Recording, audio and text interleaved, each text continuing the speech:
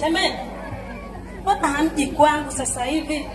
Mmeniachia huyu mgonjwa peke yangu. Basi mje muone ndugu yenu mnisaidie shemeji yangu. Achana naye bwana, sisi tumesubiria tu afe. Sisi hatuna msaada mwingine. Wifi. Hello. Nisaidie ndugu yangu.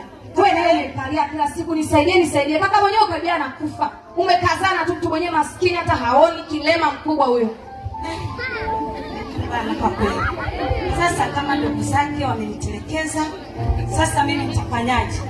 Sasa wewe mwanaume, kuanzia leo nimekuchoka. Mwanaume suruali wewe. Mwanaume unayeniletea mkosi.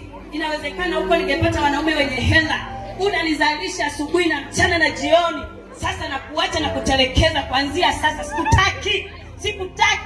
Bakia na matoto yako yote na kuachia hapa. Hivi unanielewa wewe mwanaume? Hivi unanielewa? Unakaa tu nikukua tu, usinitafute na nakuachia na watoto wako. Unaenda wapi my sweet? Utajua mwenyewe. Na haya matoto yako, nakwambia matoto yako nyewe, watoto mnanisikia? Utafuta baba mwingine mwenye hela, mbaki na baba yenu maskini. Unajua mke wako unadionea. Unajua nenda kurabu sana. Jadi hani, ungejua vile ninapokurabu. Moyo umekaa, halafu unataka kuniacha. Kweli sweet. Unadionea.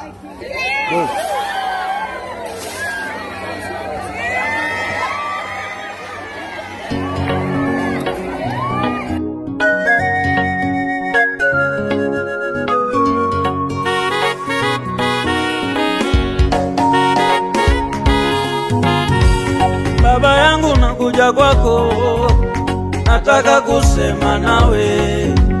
Moyo wangu umeinama, nimechoka mateso haya. Baba yangu nakuja kwako, nataka kusema nawe. Moyo wangu umeinama Bwana, nimechoka mateso haya. Hii sio hatima yangu, sio hatima yangu, maana nakuamini Bwana wewe maishani mwangu. Siku zote wewe ni Mungu wangu maishani mwangu. Bwana ninakuamini wewe maishani mwangu.